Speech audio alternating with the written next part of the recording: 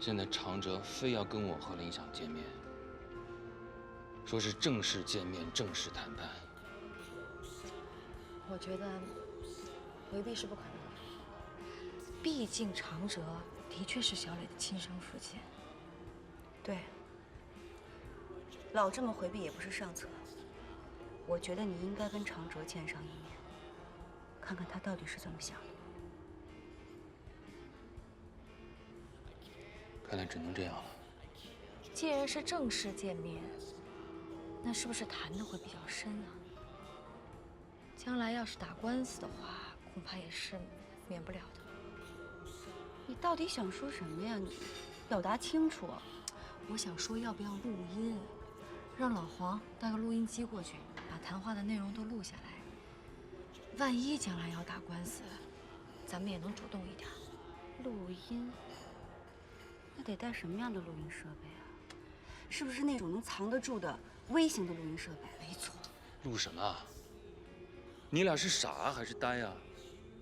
现在是我们在撒谎，在掩盖事情的真相，录下来，录的都是我们的假话，对谁有利？不过这么一说，我觉得你得提防对方录音。从现在开始，无论是你，无论是林想，无论是见面谈还是电话里谈，说话一定要滴水不漏，防止对方录音。没错。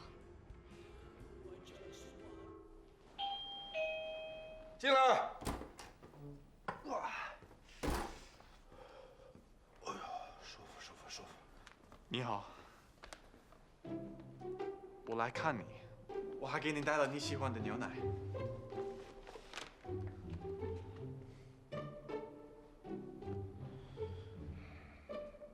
那天我是喝了点酒，但是我很清醒，没喝醉啊。是吗？什么是嘛？我知道那天我说了一些让你不高兴的话，把你轰走了。你怎么又来了？我知道你不高兴了，但是我还想是你的朋友，而且你也可以继续是我的朋友，这是景雅说的。我是不是你的朋友，能是别人说了算的吗？还有，又往我心口上捅刀子，又跟我提景雅，懂不懂事儿？如果我提他你不高兴，我可以不提他。请问我可以坐下来吗？你们美国人脸皮都这么厚啊？走吧，走吧，走吧，走吧。谢谢。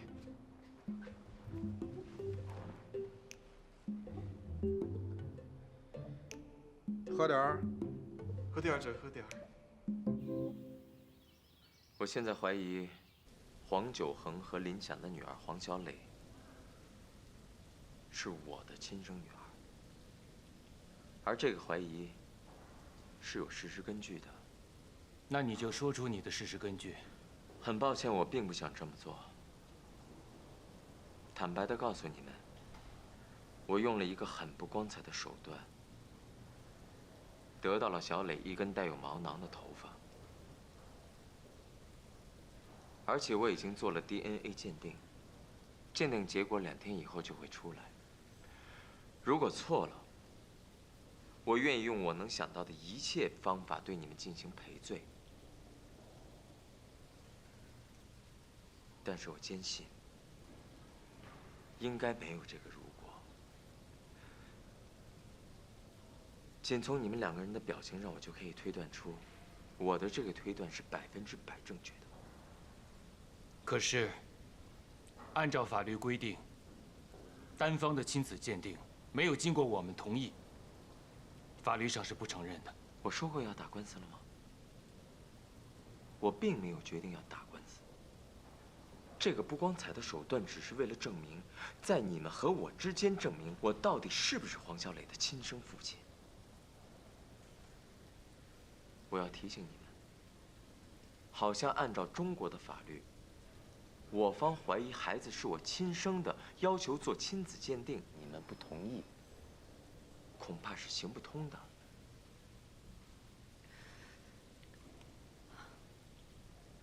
无论林想，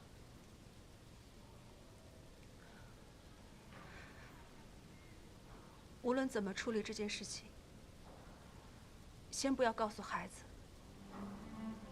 好吗？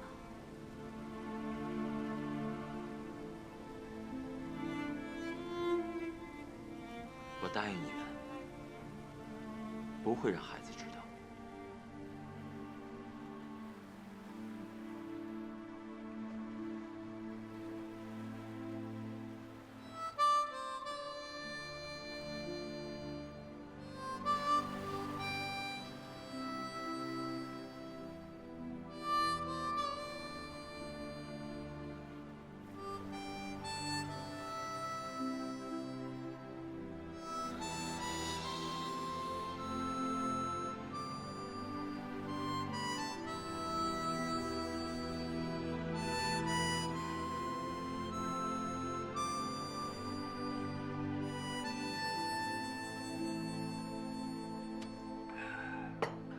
你少喝点儿，量力而行，别一会儿喝多了，咱俩又打起来。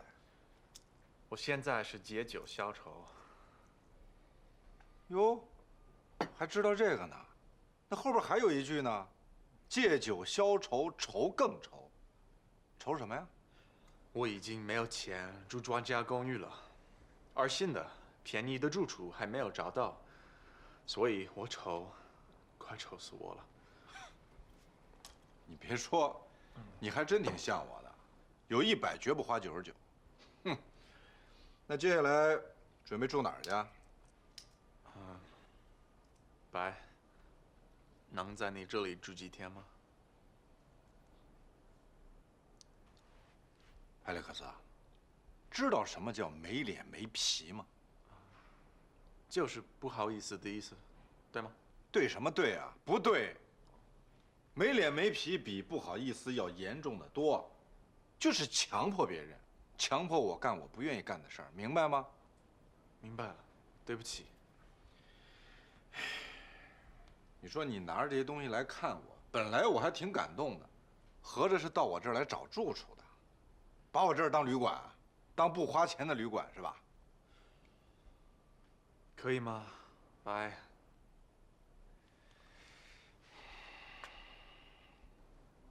有话要说。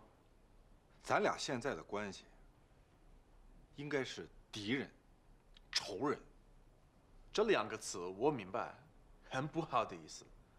现在我在心里把你当成敌人、仇人，而你也许假装不知道，也许知道了故意找我来示威。中国老话讲，叫揣着明白装糊涂。而我的前妻景雅，是你现在追求的人，你喜欢她，而你又当着我的面来炫耀、来气我，我不高兴。即便你是外国人，你也要注意我的感受吧 ，feel， 懂吗 ？feel。还有，我把你轰出去，你又以朋友的关系来求我，这就叫没脸没皮，明白了吗？明白了。滚出去。这仨字儿的意思也明白了吧？明白。你又生气了，息怒，我滚，马上滚，马不停蹄的滚。哎，别动，别动。你的任务是饭后1杯茶啊，这些我来收拾。这都快1个月了，每天什么都不让我干，吃饱了就在这儿坐着，要么就在床上躺着。哎，我腰上都长出游泳圈来了。你别瞎夸张乱比喻。哪儿的游泳圈？我跟你说啊，你这个身材啊，在你这个年龄的女人中，算是好的，风韵犹存。我是什么年龄啊？你想说我是中年妇女是吧？你还别不服，你以为你是18岁的小姑娘呢？哎，老黄，你帮我接一下，我手上是油。哎，好，我马上过去。怎么了？老黄女儿的亲生父亲常哲，前几周不是从国外回来了吗？我知道呀，你跟我说过。怎么了？这个长哲呀，不知道从哪儿弄到了小磊的一根头发，做了 DNA， 而且他还请了律师，要跟他们两口子谈判。老黄现在有点慌，想找我们商量商量。哎呦，这长哲可够阴险的。不过话说回来，作为一个亲生父亲，想夺回孩子，这阴险也是被允许的。苦命啊！那你快去吧。王九恒现在心里没底，需要你们这些朋友帮他出出主意。长哲说，上不上法庭打官司是以后的事儿。也就是说，在他跟你们接触的这段过程中，他从来都没有说过要小磊的抚养权。因为我们一直不承认小磊是他的女儿，所以根本没谈到这一步。他是不是还有其他什么目的啊？要钱？这个长哲偶然知道了小磊是他的亲生骨肉，证明了以后，想通过这个事实敲诈一笔钱。如果你说的是对的，那这个长哲太坏了，用这种方式混钱花，人渣。如果我们按照如果来分析，如果长哲是为了钱，如果我满足他，他就能放弃小磊的抚养权，那么他会要多少钱呢？如果他不是为了要钱，那他一定就是要争夺小磊的抚养权。这件事儿恐怕就更麻烦了。那如果我们寄希望于长哲是一个有良心的人，咱们恳请他、求他，那结果会是什么样呢？他毕竟是3个孩子的父亲，应该能够理解到老黄和林想的心情。如果在未来的过程中，小磊是长哲亲生女儿这件事情瞒不下去了，我们首先要做的就是保住小磊的抚养权。那我们就得对长哲先软，先理，用我们的诚恳诚意打动他。你们觉得呢？软和理我都想过，但具体怎么做，我真不知道。毕竟这个人我是完全不了解。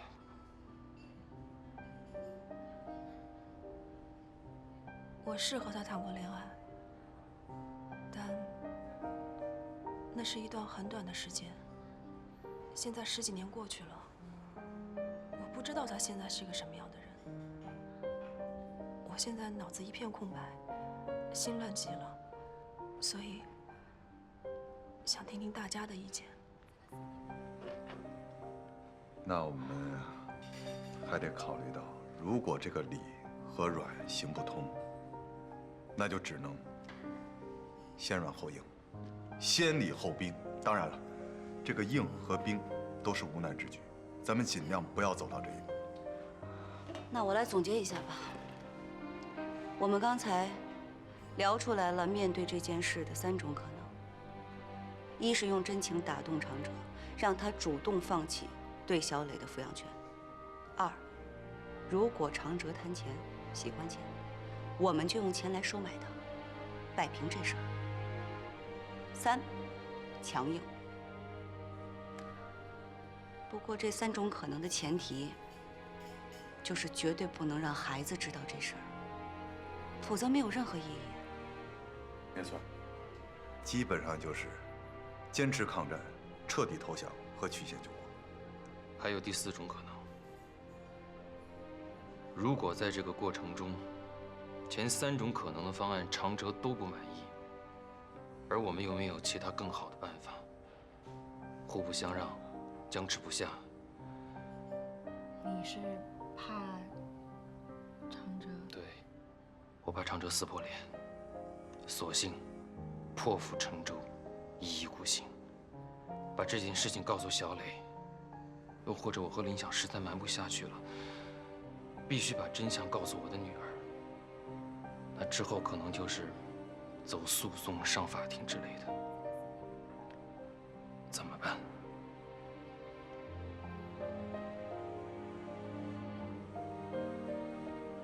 如果是这样，那对孩子太残酷了。大人犯的错，凭什么让一个孩子来承担？对孩子太不公平了。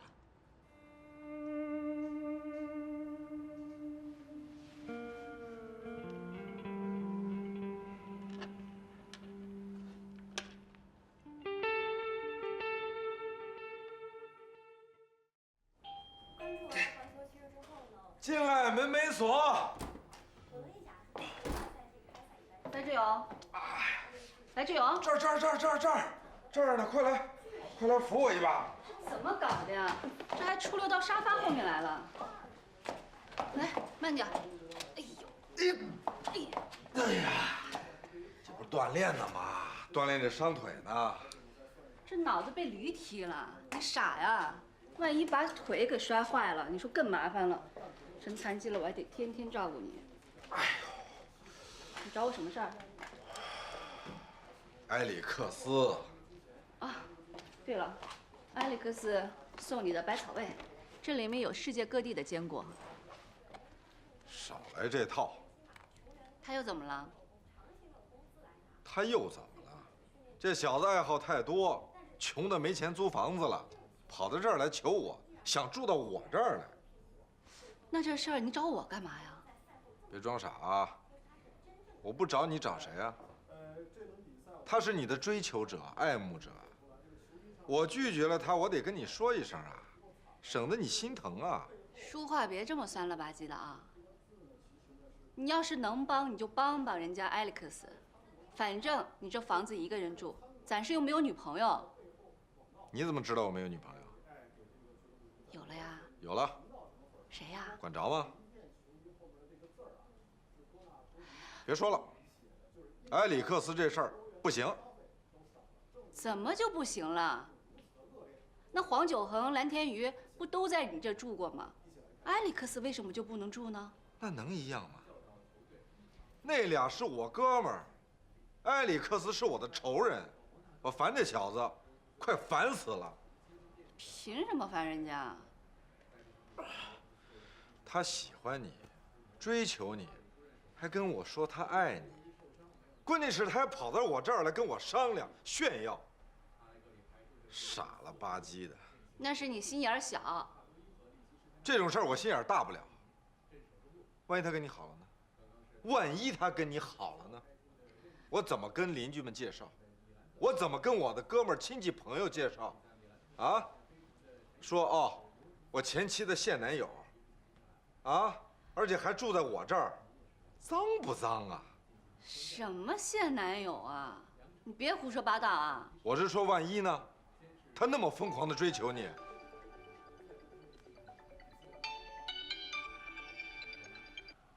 喂，埃里克斯。还不承认？你看来电话了吧？闭嘴！埃里克斯，我是白志勇。景雅现在在我家呢，我们俩旧情复燃了，小子躲远点啊！喂，埃里克斯，你再说一遍，我没听清楚。好的，好的，那我马上过来。啊，你等我一下。不行，我得走了。刚来一会儿，电话就来了。这美国人追的也挺紧啊，干什么去？约会啊？约屁还约会呢？人家找我有事儿。有什么事儿啊？就不告诉你，反正你也不愿意帮他。如果房租他出的特别多，我可以考虑啊。除了这4种方案，还有没有别的可能性？还有第5种可能性。说。通知长哲在加拿大的老婆，把这事儿告诉他，跟他谈的时候要不卑不亢，柔中带刚，晓之以理，动之以情，让他来阻止长哲。他老婆是个白种人，找个英语口语好一点的人，把我们要说的话提前写下来，多加润色，多多加工，争取做到字字带血，声声带泪，怎么样？长哲已经把这件事情告诉他在加拿大的妻子了。啊，他妻子说，站在长哲的立场上，特别期待孩子能加入他们的家庭，敞开胸怀，迎接他的到来。长哲还说，如果我们承认了小磊是他的亲生女儿，他的妻子马上从加拿大飞过来，说是要谢谢我们，谢谢我们对他们女儿的养育之恩。你等会儿，什么叫他们女儿啊？这事儿跟他有什么关系啊？就是啊，要是这样的话，我还有第6种想法，你们听听。那就是在小磊知道这个事儿之前的过程里，尽量的拖住长哲，时间越长越好，然后希望长哲脑梗、心梗、心脏病、车祸突然嘎嘣了，这事儿不就了结了吗？蓝天宇，你怎么越来越像白志勇了？能不能出点正经主意啊？不是，我就是要临摹一下老白的想法。这样，我以为白志勇不在这儿，咱们能特正经的谈这事儿。我想，如果他在的话，他会有什么想法？你怎么就取代了白志勇傻愣憨呆的位置呢？你多一种想法，多一条路啊。你按照你这么说，还有第7种可能性呢？找个人直接把长哲暗杀了，不就完了吗？你们给我闭嘴！这个能不能正经点？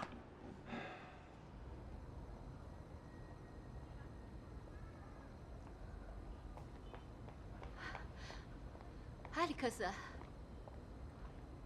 怎么回事啊？让我搬出来了。你还没有找到新住处，怎么就让你搬出来呢？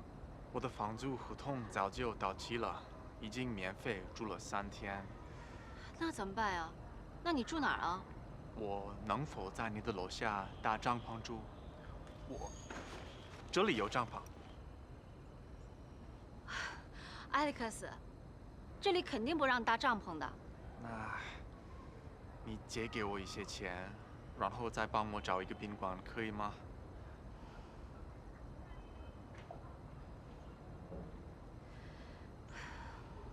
这么晚了，要不然你在我的房子里住一夜吧。明天白天你再从公司里借钱。真的？哦，谢谢你。哎呀，行了行了行了，赶紧上去吧。好，谢谢。我们要首先实施第1法案，晓之以理，动之以情，用煽情来打动长哲的法案。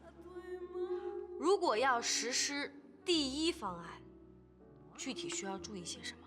这次谈话是林想一个人去，还是老黄跟林想都去啊？我一个人去，我不想让林想出面，不想让他再受这个折磨。一个男人对一个男人，气氛不容易伤感，太硬，像谈判，不容易产生那种柔的感觉。我觉得你们2个人都去。2个人一块儿去，是一个整体。而且这样呢，可以对长哲的心理产生影响，让他不忍心打破这个家庭的整体，以达到软化他的目的。你说呢，李家？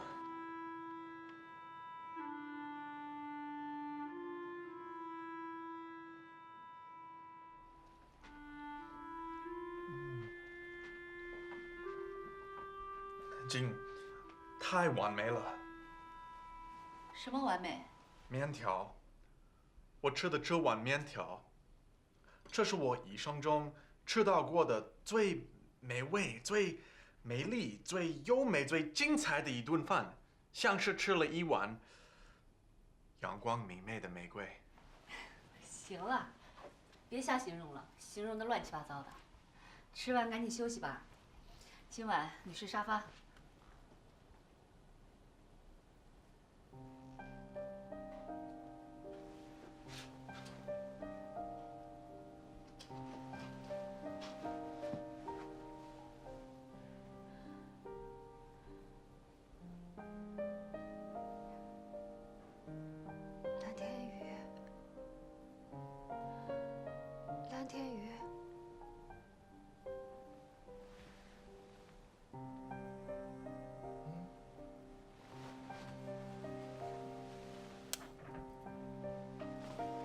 怎么坐这儿了？我害怕。怎么了？做噩梦了？我一直没睡着，一想到第一次的检测结果就要出来了，我就很紧张。怕检测结果不好。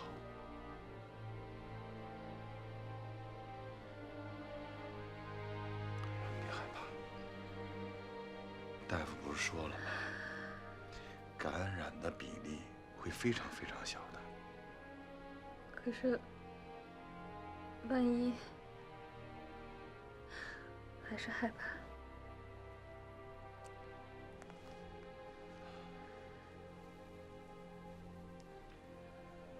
那我陪陪你。我想跟你一起睡，可以吗？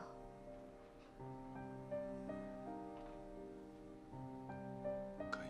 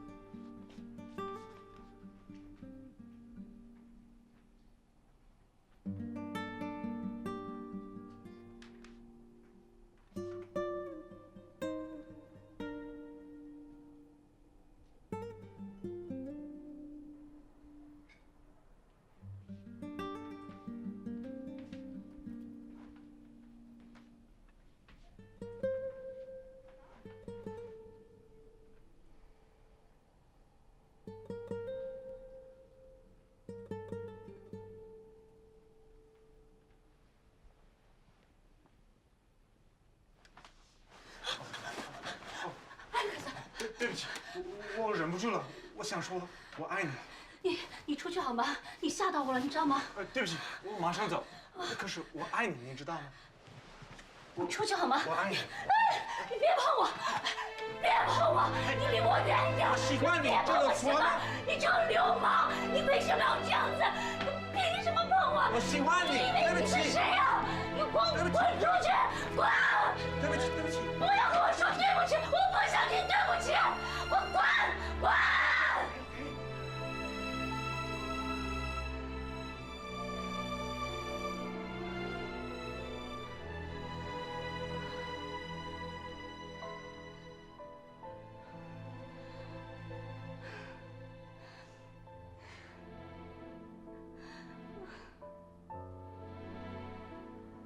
我在想，如果检测结果出来了，万一我真的被感染了艾滋病毒，哪有那么多万一呀？你命硬着呢，啊！再说了，万一有万一，你放心吧。虽然你是我的前妻，我会养你一辈子，我会伺候你一辈子。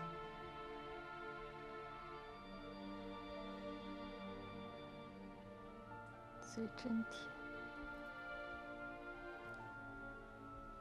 我说的可是真的。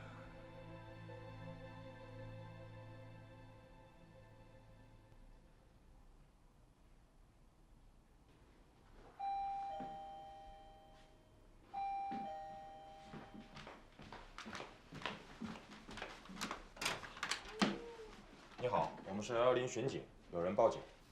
请进吧。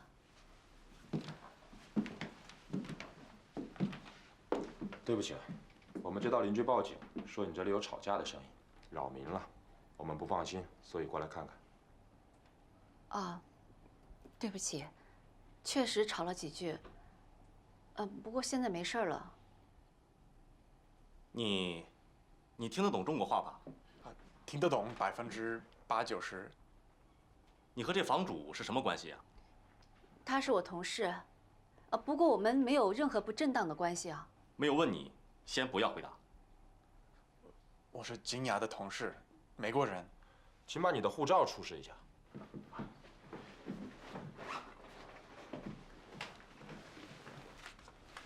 警察同志，我能说话吗？好，说吧。他是我们公司请来的外国专家，因为暂时没有地方住，所以在我这借住。刚刚确实有点矛盾，吵了架，影响到邻居，我道歉。真的没有其他事儿了吗？真的没事了。那好，打扰了，我们走了。谢谢啊。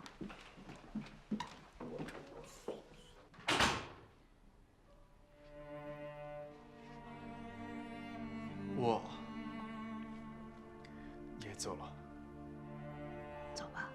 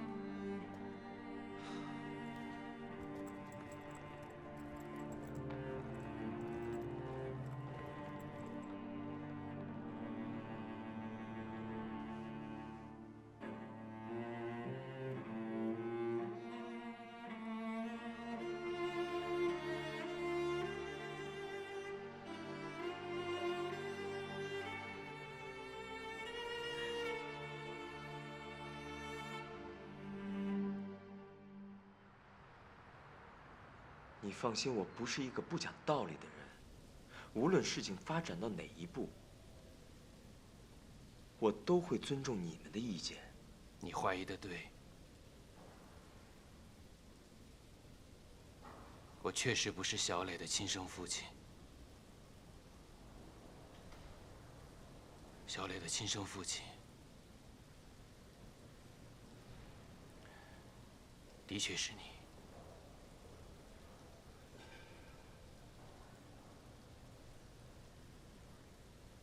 其实，我做的那个 DNA 鉴定结果已经出来了。对不起。黄九恒家的事儿，你们商量的怎么样了？你跟我说说。我们讨论出了3个方案，准备一个一个去执行。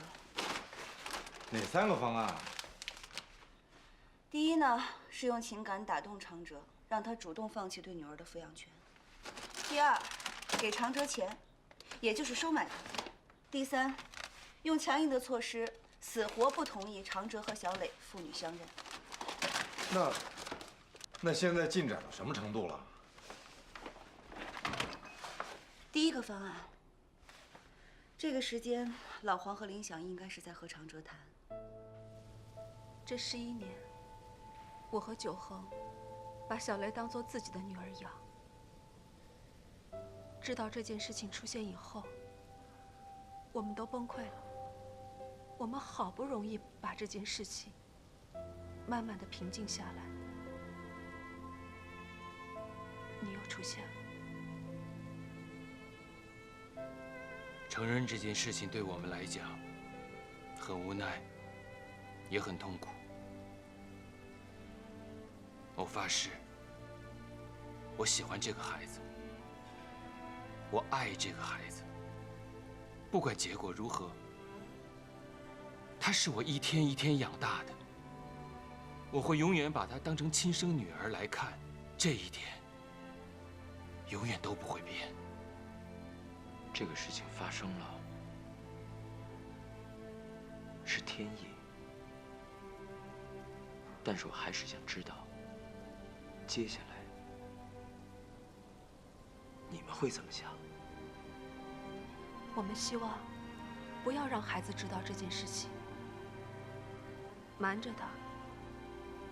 毕竟他长大了，懂事了，怕他接受不了，影响他的心理成长。我同意，我答应你们，在我们没有讨论出具体方案之前，瞒着他。谢谢。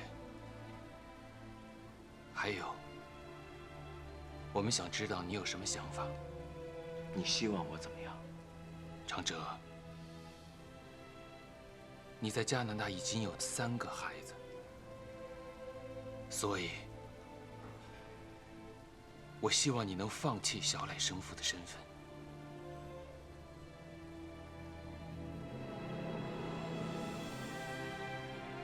很难，这3种方案都够呛。那怎么办？我们昨天晚上绞尽脑汁、冥思苦想出这些方案，你还有什么更好的主意吗？问题的关键在于，这个长哲抓住了黄九恒和林想的短处，就怕黄小磊知道这事儿。所以啊，我们这边就会委曲求全、唯唯诺诺，已经矮了半截儿。不在同一个水平线上，我们就已经处在了下风的位置上，处在了不利的位置。这个长哲知道自己有一个亲生女儿，如花似玉、健健康康，他能痛痛快快地放弃对女儿的抚养权吗？这确实是个梦想。我同意暂时先瞒着孩子，具体什么时候让孩子知道真相，我们可以商量。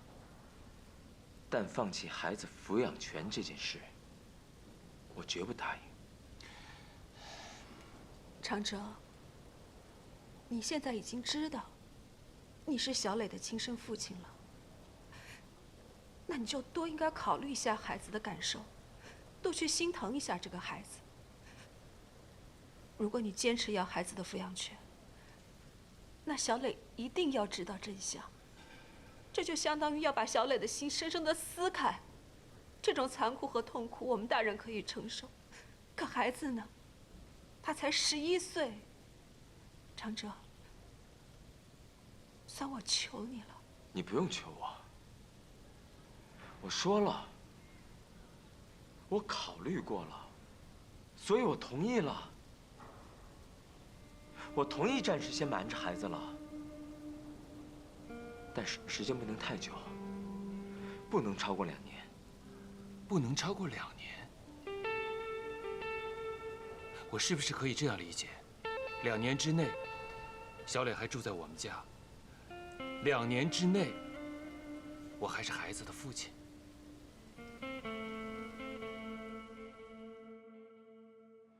那就是说，第一方案圆满失败了。 2年，长哲还算是人道，可为什么是2年呢？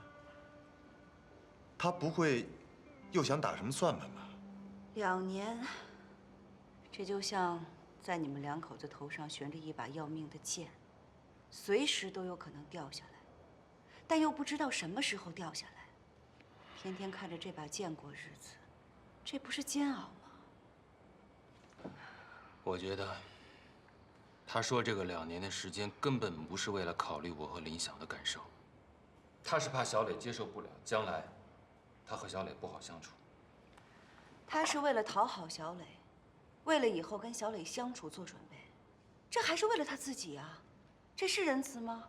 可他毕竟给了你们2年的缓冲时间，还算是讲理吧？你没事吧，老蓝？ 长哲这个方案，压根儿就没考虑老黄和林想，绝对不能因为这个缓期2年执行而感动。这孙子就是一个彻头彻尾自私自利的东西，就是一个没人性的东西。行了，你冷静点儿，现在不是声讨长哲的时候。如果这第一方案行不通，我们赶紧讨论一下第二方案吧。第二方案是什么来着？送钱，拿钱收买长者。对，送钱。那咱们大伙儿一块儿给老黄凑凑钱，咱们凑钱直接把这孙子给砸晕了。只要他能够同意，甭管多少钱，砸锅卖铁我也能去凑。只要你有这态度就行了。那咱们就凑合，最好是现金，现金对人最有吸引力。要给长哲多少钱？那就50万。不行，肯定不够。老白说的对，要一出手就把长哲砸晕，50万晕不了。80。咱们家的存款60万刚冒头。